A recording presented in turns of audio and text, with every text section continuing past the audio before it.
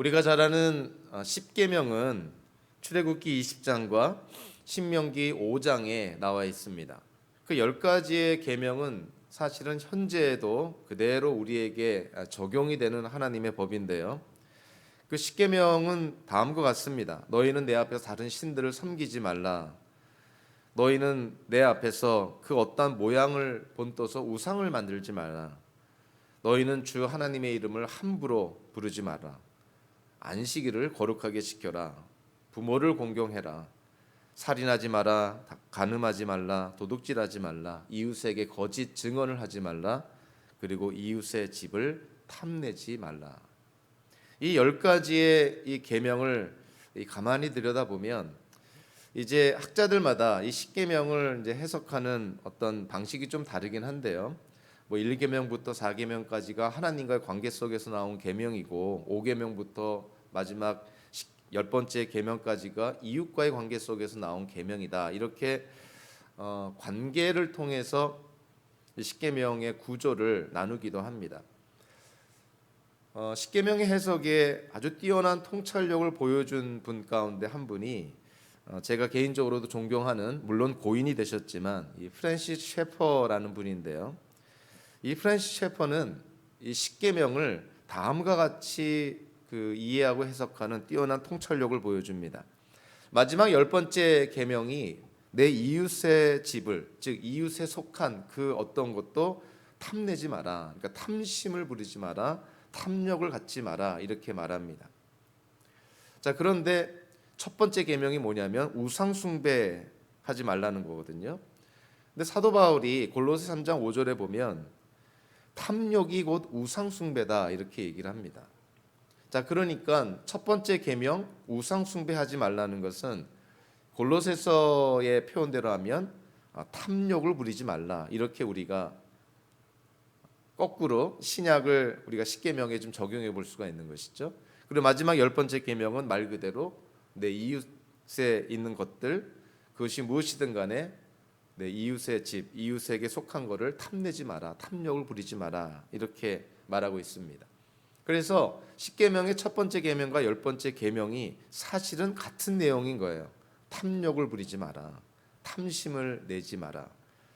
그래서 어떠한 단락이나 어떠한 그 메시지의 처음과 끝이 같은 개념, 같은 표현 또는 같은 단어로 어떠한 주제를 얘기하는 것을 우리가 수미상관식이다 이렇게 얘기를 합니다. 그러니까 시작과 끝이 같은 주제를 강조하기 때문에 결국 이것이 이 전체 본문의 가장 핵심적인 내용이라는 것이죠. 그래서 프랜시스 셰퍼가 십계명 가운데 드러난 인간의 죄성들, 그 밑바닥에 그 기저에 흐르는 가장 근원적인 죄를 탐욕 또는 탐심이라고 그렇게 정합니다. 정말 통찰력 있는 해석이고요. 그래서 가만히 우상 숭배나 우상을 만드는 것이나 하나님의 이름을 경솔하게 부르는 거나 또 그 외에 여러 가지 그 계명들을 가만히 들여다보면 결국 그 밑바닥에 인간의 욕심, 탐욕이 있다는 것을 깨닫게 됩니다. 우상 숭배하는 것도 살인, 간음, 도둑질, 거짓 증언, 탐심, 그리고 부모를 공경하지 않는 것, 안식일을 지키지 않는 것, 이 모든 것들을 가만히 들여다보면 공통적으로 그 밑바닥에 인간의 탐욕이라는 죄성이 담겨져 있다는 거예요. 자, 그래서 성경을 통해서 보면 인간의 탐욕, 탐심에 대해서 사실은 참 중요한 말씀들을 많이 합니다. 1차적으로 우리가 눈여겨볼 말씀은요, 당연히 선악과 사건인 것이죠. 자, 사탄이 하와를 유혹할 때 소위 말하는 사탄의 사형리라고 누가 얘기하듯이 4가지 유혹을 합니다. 그 창세기 3장 4절 6절을 보면 그 선악과를 먹으면 어떠한 것이 주어진다고 사탄이 그 하와를 유혹하냐면 첫째 절대로 죽지 않을 것이고, 둘째 눈이 밝아질 것이고, 셋째 하나님처럼 될 것이고, 넷째 선악을 알게 될 것이다. 거기서 하와를 가장 유혹했던 것이 과연 무엇일까 생각하면 하나님처럼 된다는 그 유혹이 하와의 마음을 가장 자극했을 것입니다. 자, 그래서 사탄의 유혹에 하와의 마음이 흔들리게 되고, 자, 흔들리는 마음 가운데 선악과를 바라보니까 선악과가 어떻게 보였다고 돼 있냐면 먹음직도 하고 보함직도 하고 탐스러운 나무였다. 그러니까 탐욕을 갖고 탐심을 갖고 선악과를 바라보니까 보기에도 좋았고 먹고도 쉽고 참 탐스러운 열매였다는 것이죠. 당연히 선악과를 먹는 죄를 범하게 되고 그것이 모든 인류의 원죄가 됩니다. 그러니까 인류의 그 원죄의 근원적인 원인이 됐던 것이 다름 아닌 탐욕이었어요. 두 번째로 예수님의 산상수훈을 통해서 보니까 예수님께서 하나님의 가장 큰 라이벌로 말씀하신 것이 바로 재물입니다. 하나님과 재물을 겸하여 섬길 수가 없다. 똑같이 섬길 수가 없다.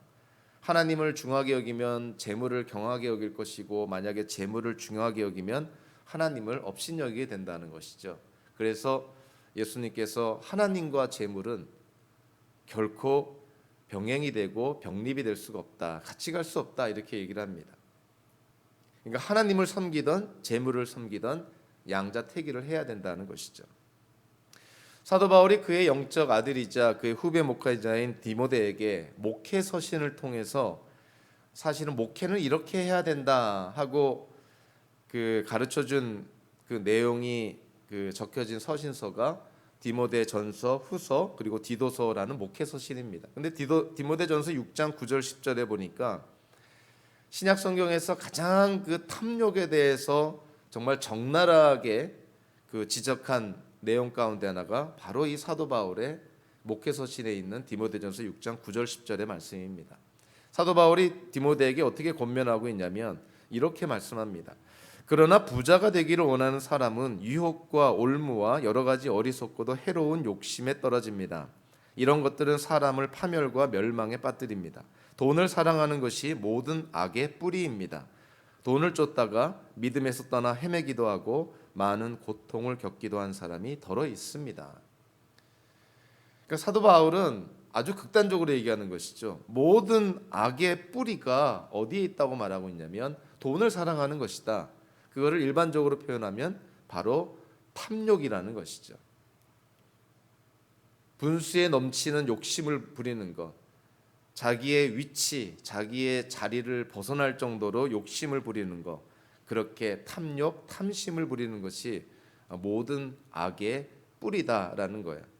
사실 이와 같은 사도 바울의 이 권면의 말씀, 이 외침은요, 현대를 사는 우리도 너무나 쉽게 주변에서 발견하게 됩니다. 사회에서 일어나는 모든 일도 가만히 보면 정도를 쫓고 분수를 쫓는 분수에 맞는 삶을 살았을 때 사회적으로 큰 무리를 일으키는 일이 일어날 수가 없는 것이죠. 대개는 욕심을 내고 과욕을 부리고 탐욕을 부렸을 때 그것이 편법 정도가 아니라 불법을 저지르게 되고 결국 그것으로 인해서 그의 인생뿐만이 아니라 사회와 국가에 큰 손상을 입히는 것들을 우리가 사실은 많이 보게 되는 것이죠. 그러한 선악과 산상순 그리고 사도 바울의 목회 서신과 아울러서 이 재물에 대해서 아주 신약 성경에서 가장 적나라하게 말씀한 본문 가운데 하나가 바로 오늘 우리가 함께 다루는 내용입니다. 그래서 야고보서 5장 그 1절부터 6절까지의 말씀은 어떤 면으로 보면 현대 교회에서 이렇게 편하게 나눌 수 있는 내용이 아닐 수 있습니다. 왜냐하면 현대 교회에도 일종의 다른 복음, 좀 거짓 복음 같은 게 들어와서 우리가 예수 믿고 복 받는다는 것을 지극히 세상적이고 현세적인 기준으로 생각을 합니다. 그래서 소위 말하는 한국 기독교계에서 그 회자되었던 삼중 복음이라 그러죠. 우리가 예수 잘 믿으면 장사도 잘 되고 건강하고 자녀들도 잘 자랄 것이다. 그러니까 이 모든 것들이 지극히 세속적인 복이라는 것이죠. 그래서 예수 믿고 복 받는 것, 그 복이라는 것이 영적인 것이고 하나님 중심적인 복이 아니라 이 세상의 기준으로 비추었을 때 그러한 복을 받는 것이 우리의 믿음과 신앙의 전부라고 생각하고 신앙생활을 한다면 불을 보듯 뻔한 것이죠. 본인도 혼란스러운 것이고 그가 속한 가정도 혼란스러울 것이고 그가 속한 공동체도 혼란스러울 것입니다. 그래서 어떤 의미로 보면 오늘 우리가 함께 나누는 내용은 이해하기는 너무 쉽지만 누구나가 다 공감하지만 쉽게 적용하기는 어려운 내용 중에 하나라는 것이죠. 그렇기 때문에 경우에 따라서는 우리에게 민감하게 와닿을 수도 있고 경우에 따라서는 우리의 귀를 닫고 싶은 그러한 내용일 수도 있습니다. 그럼에도 불구하고 신구약 성경 전체를 통해서 하나님께서 우리에게 말씀하는 메시지는 분명한 것이죠. 탐욕이라 하는 것, 하나님 외의 것을 통해서 무언가를 통해서 만족하려는 것, 이 모든 것들이 결국 하나님 앞에 우상이 되는 것이고 하나님 외의 것을 지나치게 추구하는 것 자체가 하나님 보시기에 우상 숭배에 지나지 않는다는 것을 성경은 분명하게 말씀을 합니다.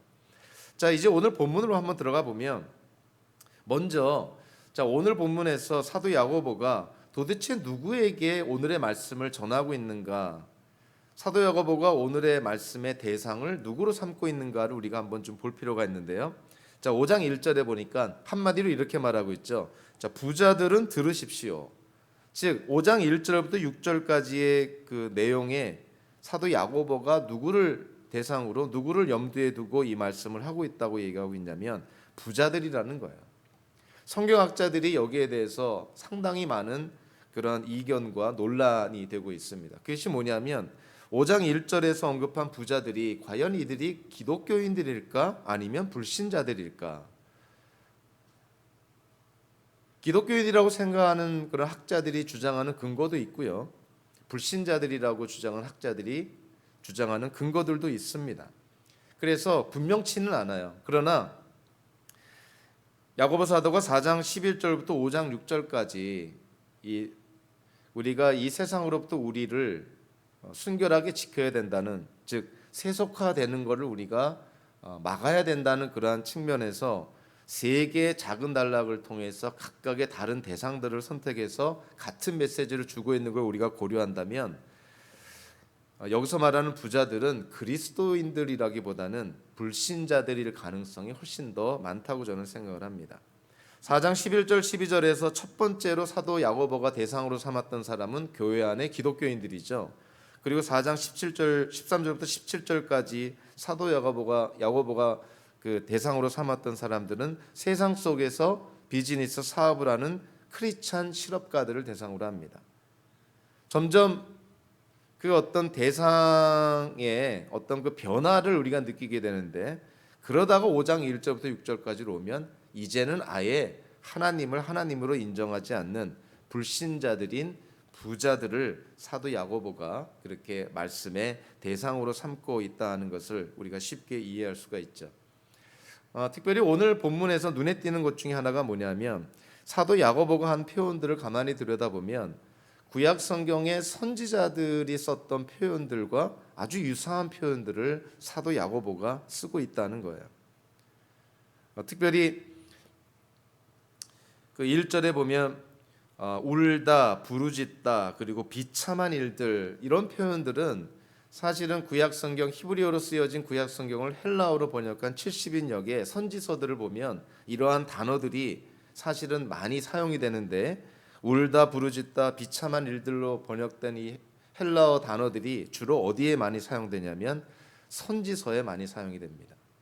그래서 구약의 선지자들, 특별히 이사야, 예레미야, 에스겔, 아모스, 오바댜, 나훔, 이들이 이 선지서를 통해서 꾸짖는 그리고 비난하는 그런 대상들이 있습니다. 그들은 이집트와 에돔과 바벨론과 아시리아 같은 나라들인 것이죠. 그래서 북이스라엘과 남유다 이스라엘 백성들에게, 또 유다 백성들에게 이러한 나라들에 대한 하나님의 심판의 메시지를 전하면서 북이스라엘 또는 남유다가 회개할 것을 촉구하는 것이죠. 한번 우리가 생각해 보면 구약 시대의 그 선지자들이 북이스라엘 또는 남유다를 향하여서 아시리아나 바벨론이나 이집트나 에돔이나 뭐 이런 나라들을 사실을 심판하는 메시지를 전할 때 그 메시지를 누가 듣냐면은 이집트 사람이나 에돔 사람이나 바벨론 사람이나 아시리아 사람이 듣는 게 아닙니다. 그들에게 주는 심판의 메시지이지만 그 심판의 메시지를 누가 듣냐면 이스라엘 사람들이 듣는 거예요. 그러니까 선지자가 지금 이스라엘 주변에 있는 나라들에 대한 하나님의 심판의 메시지를 전하면서 정작 누구에게 이 메시지를 주고 있냐면 이스라엘 사람들에게 메시지를 주고 있는 거예요.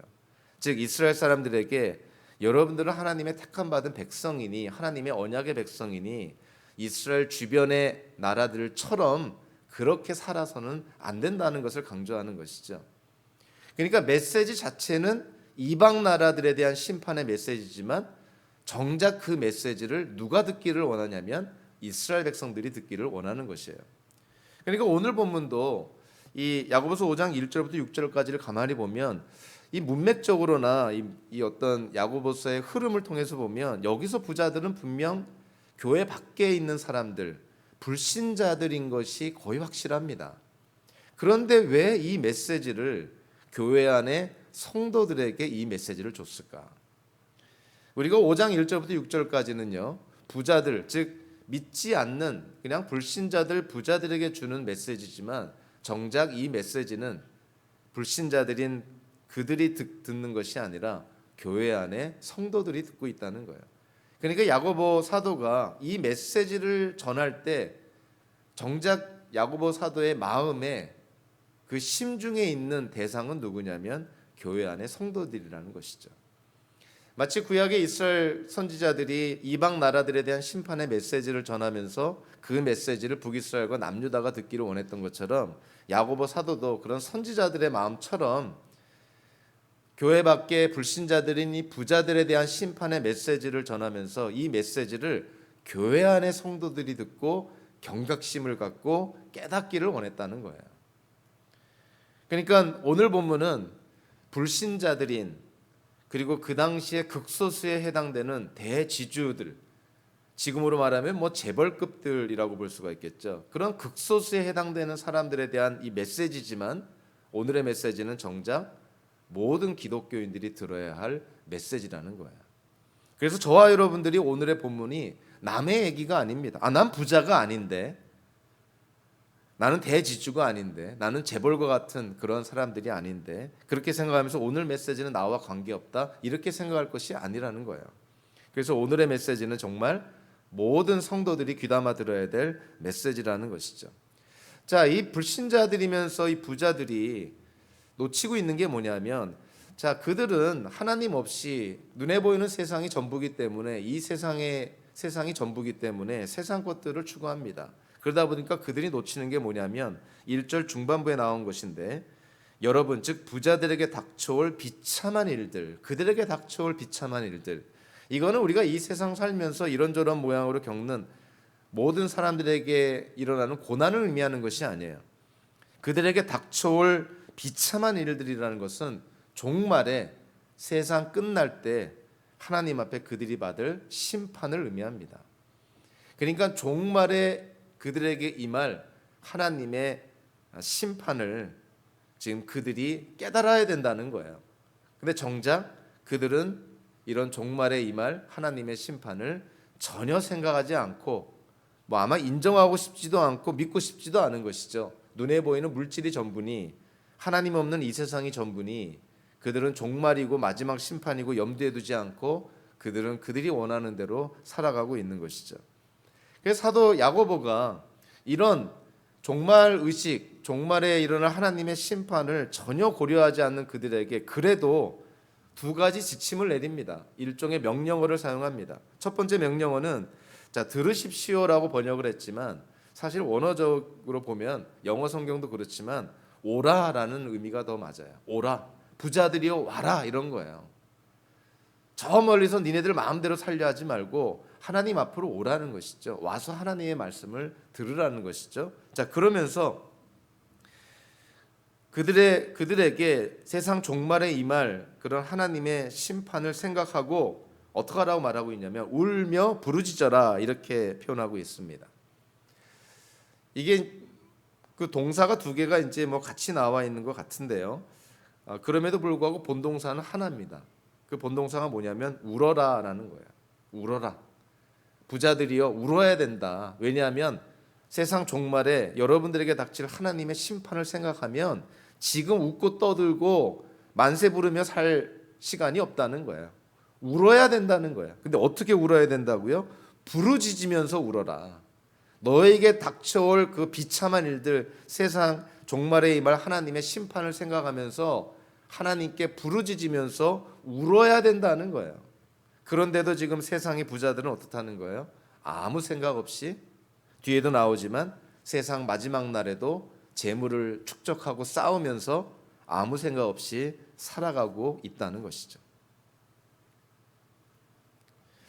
이 부자들이 왜 하나님께 심판을 받을 수밖에 없는가? 사도 야고보가 오늘 본문에서 세 가지 이유를 댑니다.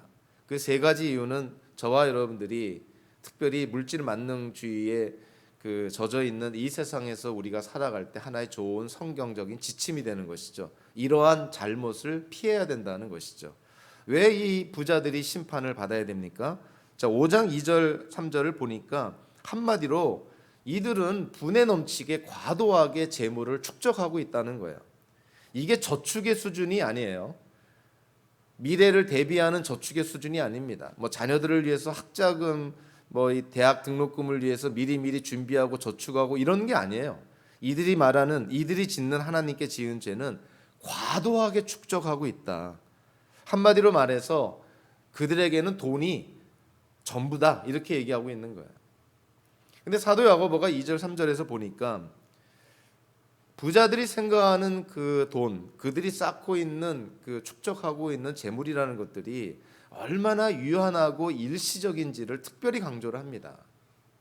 자, 본문을 보니까 자, 재물에 대해서 여러 가지 묘사를 하죠. 뭐 재물이라고 표현하기도 하고 여러분들의 옷들이라고 표현하기도 하고 3절에 보니까 금과 은이라고 표현이 됐죠. 그러니까 이 부자들이 쌓고 있는 재물의 그 어떤 묘사를 하는 데 있어서 이렇게 재물, 옷, 금과 은 이렇게 묘사를 하는데 거기에 대해서 사도 야고보가 뭐라고 했냐면 재물은 썩고 옷은 좀 먹고 금과 은은 녹이 슬었다, 이렇게 표현합니다. 여기서 썩다, 좀 먹다, 녹슬다 참 독특한 게 신약 성경에서 유일하게 여기에서만 사용된 단어들이에요. 그러니까 신약 성경에서 딱 한 번 사용된 단어들이 여기에 이렇게 몰려 있어요. 그러니까 재물이 썩고 옷들이 좀 먹고 금과 은이 녹슬었다. 사도 야고보가 신약 성경에서 한 번밖에 사용되지 않은 이 단어들을 특별히 사용해서 강조하는 게 뭘까요? 재물은 일시적이라는 거예요. 그거는 절대로 영원히 지속될 수 없는 것이고 그거는 유한한 것이고 우리가 죽어서까지 가져갈 수 있는 것이 아니라는 것이죠. 그러니까 사도 야고보가 지금 하나님을 모르는 세상의 부자들이 죽음은 다 버리고 남겨놓고 가야 될 일시적이고 유한한 그 재물들을 쌓느라고 지금 정신을 못 차리고 있다. 그들은 재산을 많이 쌓으면 그들의 인생이 보장될 거고 그들의 삶이 보장될 거라고 생각하지만 하나님은 절대로 그렇게 보지 않는다는 거예요. 과도하게 재물을 쌓는 것, 그것이 심판의 이유가 된다는 것이죠. 그리고 두 번째로 왜 이 부자들이 하나님의 심판을 받을 수밖에 없냐면, 자 5장 4절에 보니까 그 이유가 또 나오는데 그것이 뭐냐면 이들이 재물을 쌓아가고 축적하는 그 과정이 잘못됐다는 거예요. 하나님 보시기에 올바른 과정, 법을 지키면서 하나님 안에서 바른 과정을 통해서 재물을 쌓아가는 것이 아니라 그들은 편법을 행하고 불법을 행하면서 그렇게 재물을 쌓아가고 있노라. 자 4절을 보시면 자 어떠한 내용이 나옵니까? 그 당시에 극소수에 해당되는 땅을 많이 갖고 있는 대지주들이요, 그들의 땅을 관리하고 경작하려면 결국 많은 사람들을 고용해야 됩니다. 소위 소작농들을 고용해야 되는 것이죠. 자 문제는 4절에 보니까 그 소작농들, 즉 그 땅에서 지주한테 고용되어서 일을 한 그 일꾼들이 그들이 받을 정당한 품삯을 받지 못하고 있다는 거예요. 이 대지주들이 돈이 없어서가 아니라 당연히 그들이 지불해야 할 임금을, 즉 노동자들 일꾼들의 품삯을 지금 일부러 지급하지 않고 있다는 거예요.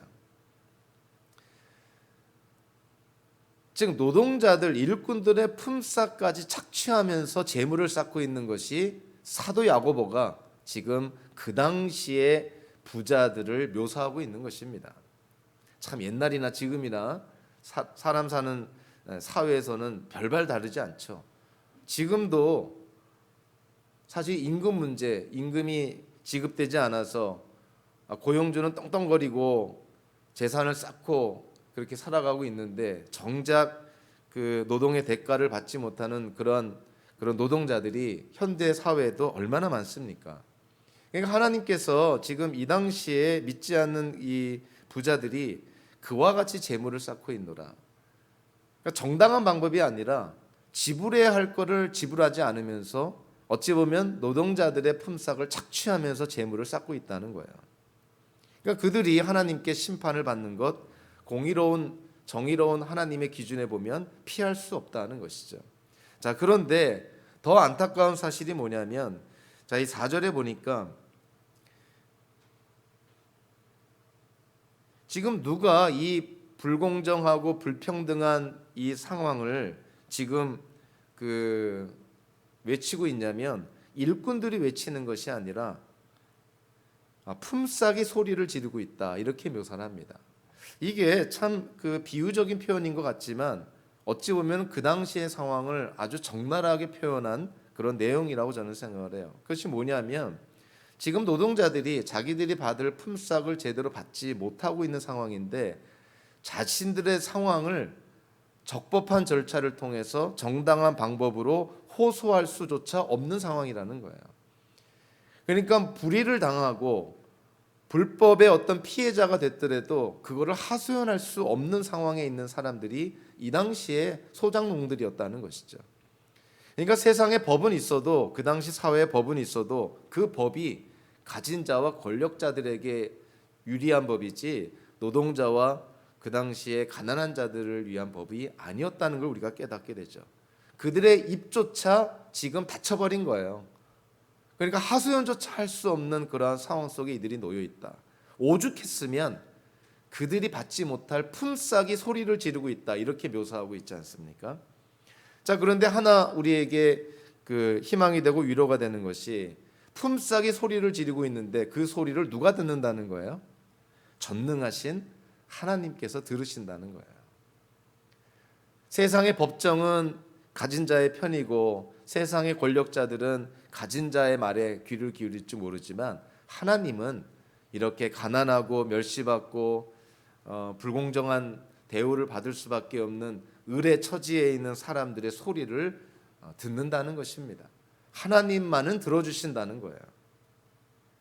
특별히 여기서 그들의 소리가 전능하신 주님의 귀에 들어갔습니다. 이렇게 표현하고 있는데 여기서 전능하신 주님이라는 이 번역은 사실은 번역이 좀 잘못된 거고요. 제대로 번역하려면 만군의 주님이라 이렇게 번역이 돼야 됩니다. 그러니까 노동자들이 받아야 될 품삯, 그들이 받지 못할 품삯이 소리를 지르고 있는데 그 소리를 누가 듣냐면 만군의 주님께서 들으신다. 이 만군의 주님께서 만군의 주님의 귀에 그들의 소리가 들렸다는 것은 히브리어를 헬라어로 번역한 이사야서 5장 9절의 말씀을 그대로 인용한 것이다 이렇게 볼 수가 있어요. 특별히 이 만군의 주님이라는 의미, 즉 하나님을 묘사할 때 하나님의 이름을 성경에서 우리에게 알려줄 때 이 만군의 주님이라는 그런 이름이 우리에게 주는 의미가 있습니다. 이사야서에서만 무려 60번 이상 사용된 표현이 만군의 주님이라는 것인데요. 특별히 이사야서 5장을 보면 이 만군의 주님이라는 표현이 나왔을 때 뒤따라 나오는 내용이 뭐냐면 불법을 저지르는 그 당시에 큰 집을 갖고 있고 큰 논밭을 갖고 있는 자들에 대한 하나님의 심판의 메시지가 주어집니다.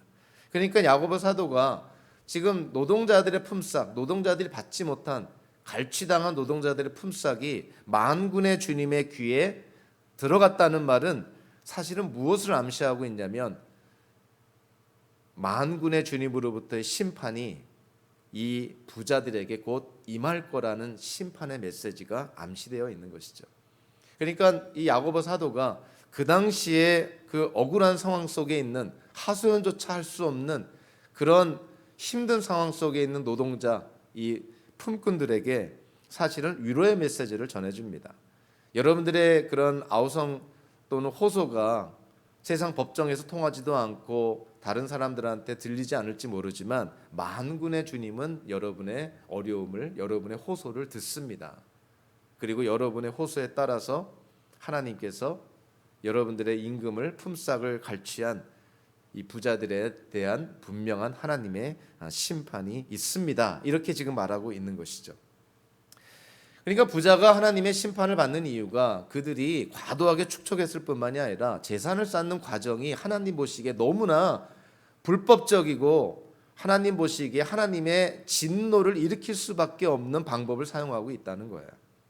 자, 세 번째로 특별히 오늘 본문 5절 6절을 보니까 자, 이 부자들이 하나님께 심판을 받을 수밖에 없는 세 번째 이유가 뭐냐면 그들이 갖고 있는 재산을 그들이 어떻게 사용했냐는 거예요. 5절에 보니까 그들이 재산을 어떻게 사용했다고요? 사치와 쾌락을 누렸다. 노동자들 품꾼들은 일용할 양식을 살 수 있는 돈조차 없어서 지금 힘든 상황 속에 놓여 있는데 소위 부자라는 자들이 그런 어려운 사람들 앞에서 사치와 쾌락을 누리고 있다는 거예요. 그리고 이 사치와 쾌락을 누리기 위해서 이 부자들이 어떻게 했다는 겁니까? 6절에 보니까 불법을 저질러도 어떤 정도로 불법을 저질렀냐면 가난한 사람들을 정죄하고 죽이기까지 했다. 이렇게까지 묘사합니다. 그러니까 그 당시에 가진 자들이 그 저지른 그 불법이라는 것은 정말 하나님의 심판을 받아 마땅하다는 것이죠. 어떻게 이러고도 하나님의 심판을 받지 않을 수 있겠느냐? 과도하게 재물을 쌓고 그것도 불법적으로 재물을 쌓고 그것도 사치와 쾌락을 위해서 그 재물들을 사용하고 그리고 그 재물들을 지키고 더 쌓기 위해서 죄 없는 사람들을 법정에 세워 법을 통해서 그들을 죽이기까지 하는 어떤 그러한 악을 행하고 있으니 하나님 앞에 그들이 심판을 받기에 마땅하다는 것이죠. 그래서 성경을 통해서 보니까 이 재물에 대한 예수님의 가르침을 우리가 한번 좀 생각해 볼 필요가 있습니다. 재물 그러면 항상 부정적인 생각을 하죠. 뭐 뒤에도 또 나오겠지만 그러나 성경은 어디에서든 간에 재물 그 자체를 죄라고 표현한 적이 없어요. 재물 그 자체가 하나님 앞에 죄가 된다고 성경이 말한 적이 없습니다. 그러니까 재물 그 자체는 사실 하나님 앞에 죄가 되는 것은 아닌 것이죠.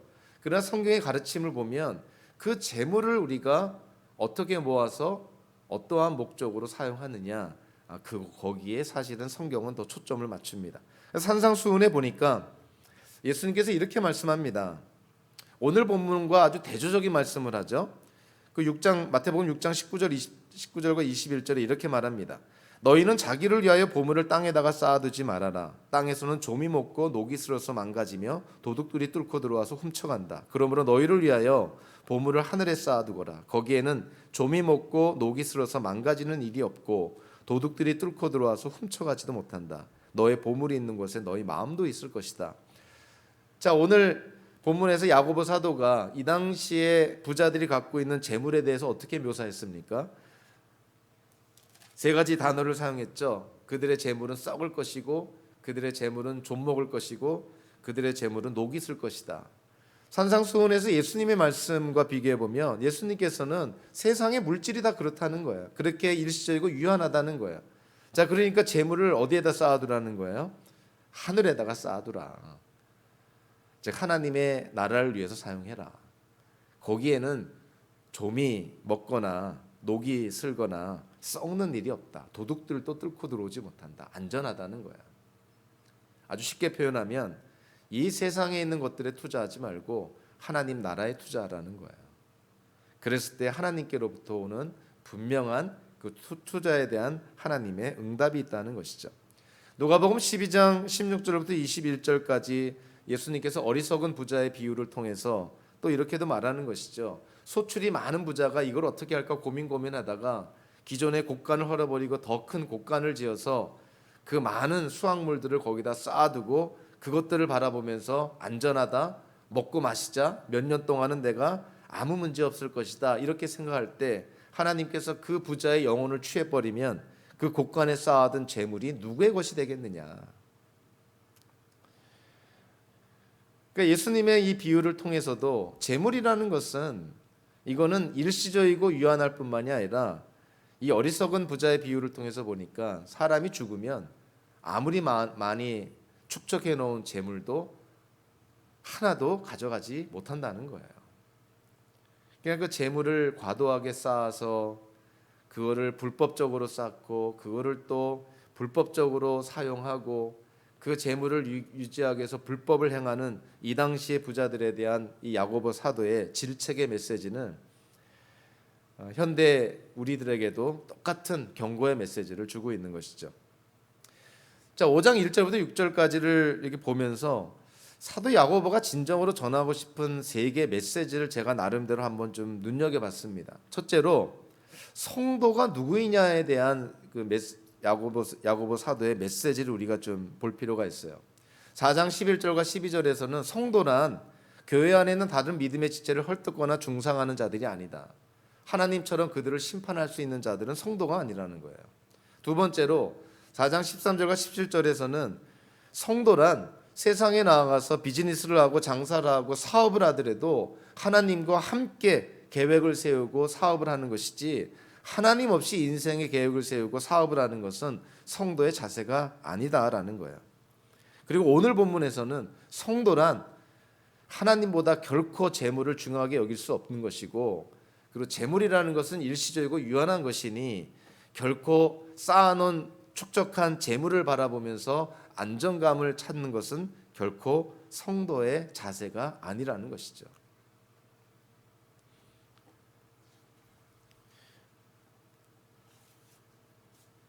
사실 교회 안에 형제 자매들, 그리고 세상 속의 크리스찬 실업가들, 그리고 오늘 본문의 세상의 부자들, 이 가만히 보면 한 단계 한 단계씩 그 좀 추락되어져 가는 것을 보게 되죠. 교회 안에 있는 형제 자매, 이웃이라 칭하는 기독교인들로부터 세상에서 사업을 하는 크리스찬 사업가, 그리고 오늘 본문에서는 아예 하나님을 믿지 않는 불신자들인 부자.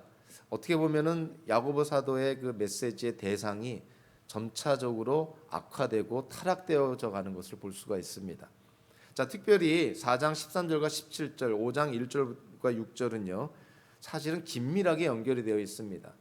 4장 13절에 처음에 나오는 그 단어나 5장 1절의 단어가 똑같아요. 그러니까 그 사실은 이 두 개의 단락으로 나눠져 있지만 야고보는 사실은 두 개의 단락을 함께 염두에 두면서 메시지를 전하고 있다고 볼 수가 있어요. 이거는 우리에게 참 경각심을 불러일으키는데 4장 13절과 17절에서의 그 야고보 사도의 그 메시지의 대상은 세상에서 사업하는 크리스찬 실업가들입니다. 근데 5장 1절부터 6절은 아예 믿지 않는 부자들을 말하는 것이죠. 자, 이게 우리에게 주는 의미가 있는데 그게 뭐냐면 세상에서 하나님 없이 비즈니스를 하고 사업을 하고 그렇게 인생을 살아가다 보면 5장 1절부터 6절에 나오는 하나님 없는, 하나님을 믿지 않는, 하나님을 인정하지 않는 그런 불신자들인 부자처럼 되기가 10중8구라는 거예요. 그런 어떤 위험성이 있다는 것이죠. 중요한 거 하나를 양보하기 시작하면 추락하는 것은 시간 문제인 것이고 하나님께로부터 멀어지는 것은 시간 문제인 것이죠.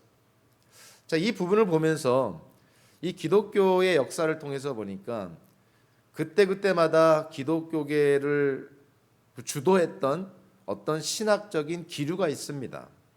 자, 종교개혁 당시에 기독교계를 주도했던 그 신학은 소위 말하는 하나님의 주권을 강조하는 칼빈주의였어요. 우리가 보통 개혁주의 신학이다 이렇게 표현하는데 칼빈이 이렇게 정리했다 해서 우리가 칼빈주의라 이렇게 표현합니다. 그러니까 하나님의 주권을 강조한 것이 칼빈주의였죠. 자, 그러다가 인간의 책임 또는 인간의 행위를 강조하는 조금 진보적인 신학이 기독교계를 주도하게 되는데 그것이 알미니안주의라는 거예요. 이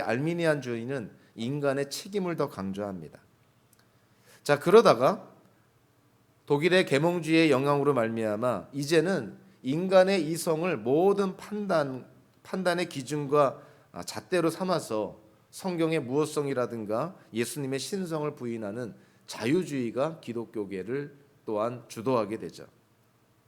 그러한 자유주의로부터 이제는 예수 그리스도 외에도 구원이 있다, 예수님의 유일성을 부인하는 소위 다원주의가 기독교계 안에 또 들어오게 됩니다. 예수님 말고도 우리가 구원받을 방법이 있다, 예수님 외에도 구원에 이를 길이 있다, 이런 다원주의가 현대 기독교계 주도할 때 어떠한 현상이 또 이루어지게 되냐면, 그렇다면 우리가 꼭 예수를 믿어야 될 필요가 있느냐, 이제는 하나님의 존재조차 알 수 없다, 불가지론이 생기게 되죠. 이 불가지론, 하나님의 존재조차 알 수 없다고 생각하는 불가지론에 빠지게 되면 10중 8구 이제는 인간의 주권만을 강조하는 무신론에 빠지게 됩니다. 그러니까 기독교 역사 속에서 이러한 기독교계를 주도했던 이런 신학의 어떤 사조의 변천을 우리가 바라보면 저와 여러분들의 신앙도 한번 점검해 볼 수 있어요. 양앙 쪽에 있는 게 뭐냐면 하나님의 주권을 강조하는 칼빈주의와 또 다른 반대쪽에 대척점에 있는 것이 인간의 주권을 강조하는 무신론입니다. 그 중간에 알미니안주의고 자유주의고 다원주의고 불가지론이고 이런 게 다 있어요. 자, 그렇다면 저와 여러분들이 지금 갖고 있는 믿음과 신앙은 과연 이와 같은 흐름 속에 어디에 가깝다고 생각합니까? 한번 스스로를 한번 생각해 봐야 돼요. 내가 믿는 하나님, 내가 알고 있는 기독교는 도대체 어느 쪽이냐? 하나님의 주권을 강조하는 칼빈주의와 인간의 주권을 강조하는 무신론, 그 사이에 어디에 있는가? 칼빈주의에서 알미니안주의로, 알미니안주의에서 자유주의로, 자유주의에서 다원주의로, 다원주의에서 불가지론으로, 불가지론에서 무신론으로 영적으로 보면 이렇게 타락되어져 가는 이런 단계마다 어찌 보면 하나를 양보하니까 이렇게 되는 거예요. 그러니까 하나님의 주권보다 인간의 책임을 강조하니까 이 칼빈주의에서 하나님의 주권을 강조하는 칼빈주의에서 인간의 책임을 강조하는 알미니안주의로 어찌 보면 영적으로 보면 타락하게 된 것이고, 그 타락이 이어지다 보면 결국 마지막에 도달하는 것이 무신론이라는 거예요. 그러니까 사도 야고보도 이 4장 11절부터 5장 6절까지의 말씀을 통해서 그 대상들, 다양한 대상들을 언급하면서 일종의 우리에게 경각심을 불러일으킵니다. 우리가 교회 안에서 형제 자매일 수도 있지만 세상에 나아가서 우리가 비즈니스와 장사를 할 때 하나님 없이 비즈니스와 장사, 인생의 계획을 세운다면 결국에 추락하는 곳이 어디냐면 하나님을 인정하지 않는 불신자들인 부자들처럼 그렇게 될 수가 있다는 것이죠. 그래서 우리가 진리라고 생각하는 것은 우리가 반드시 붙잡아야 되는 것이고 어떠한 것하고도 타협이 될 수가 없다는 것이죠. 저와 여러분들은 뭐를 진리라고 생각합니까? 그 진리를 우리는 붙잡아야 된다는 거예요. 적어도 성경이 우리에게 진리를 가르쳐주고 성경이 무엇하다는 것을, 성경에 오류가 없다는 것을, 그래서 성경의 가르침은 절대적인 것을 우리가 믿는다면 성경의 가르침이 서로 우리가 생각하는 것과 좀 다르다 했을 때 당연히 우리의 생각을 바꿔야 되는 것이고요. 성경의 가르침이 서로 우리를 불편하게 한다 하더라도 그 불편한 것조차 하나님의 진리임을 우리가 겸손하게 인정해야 된다는 것이죠.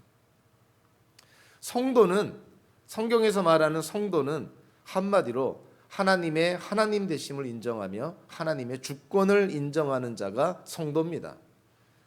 하나님을 하나님으로 인정하지 않는 자는 결코 성도라고 볼 수가 없는 것이고, 오늘 본문에 나타난 세상의 그냥 불신자들인 부자들과 다를 바가 없다는 것이죠.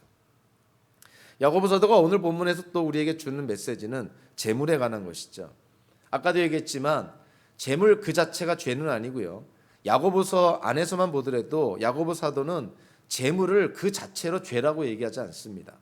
그런데 왜 부자들이 심판을 당합니까? 왜 부자들이 하나님의 심판을 받아야 됩니까? 거기에는 세 가지 이유가 있다는 것이죠. 이것은 저와 여러분들이 이 땅을 살 때 특별히 재산, 재물, 어떤 물질과 관련돼서 우리가 반드시 기억하고 반드시 실천해야 될 부분입니다. 자, 첫째로, 오늘 본문에서 나오지만요, 우리가 재물을 우리가 쌓아간다고 했을 때 그것이 저축의 의미든 축척의 의미든 간에 1차적으로 우리가 확인해야 될 것은 과연 우리가 재물을 모으는 방법이 하나님 앞에서 과연 의로운 방법이었고 적법한 방법이었느냐, 혹이라도 불법이나 불의를 통해서 재물을 쌓아가고 있는 것은 아니냐. 만약에 그렇다면 그와 같은 재물로 인해서 우리는 하나님의 심판을 피할 수가 없다는 것이죠.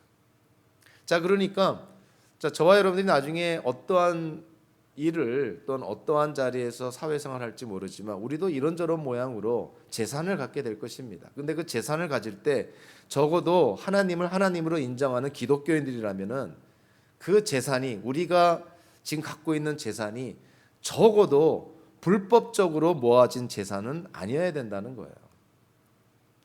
적법하게, 합법적으로, 그리고 하나님 앞에 부끄럼 없이 그렇게 재산을 모아야 된다는 것이죠. 자, 두 번째로요. 자, 우리가 어떠한 재산을, 그 규모가 어떻든 간에 우리가 어떤 재산을 갖고 있는데 그 재산으로 말미암아 만약에 우리에게 오만함을 낳게 한다든가, 그리고 재산을 지키기 위해서 무법이나 불법을 저지르려는 어떤 그러한 정신을 낳는다면 그것은 또한 하나님 앞에 옳지 않다는 것이죠. 만약에 우리가 갖고 있는 어떤 재물로 인해서 하나님을 믿는 것보다 그 재물을 더 의지하게 되고 하나님께 모든 걸 기도로 간구하기보다 체킹 어카운트나 세이빙스 어카운트나 또는 우리가 투자한 것들을 바라보면서 안정감을 누린다면 그것이 하나님 앞에 옳지 않다는 거예요. 재물로 말미암아 우리에게서 나아지는 것이 무엇이냐? 오만함이나 불법이나 교만이나 그리고 하나님 대신 재물을 의지하고자 하는 그러한 생각이 낳는다면 그것은 하나님 앞에 옳지 않다는 것이죠. 그리고 마지막으로 세 번째로 우리가 갖고 있는 재물을 우리는 과연 어떻게 사용할 것이냐. 저와 여러분들 재물을 어떻게 사용할 겁니까?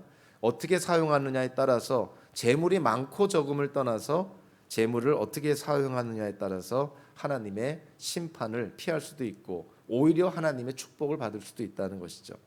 한때 한국 기독교계에 논란이 되었던 표현 중에 하나가 청부론이라는 것이 있습니다.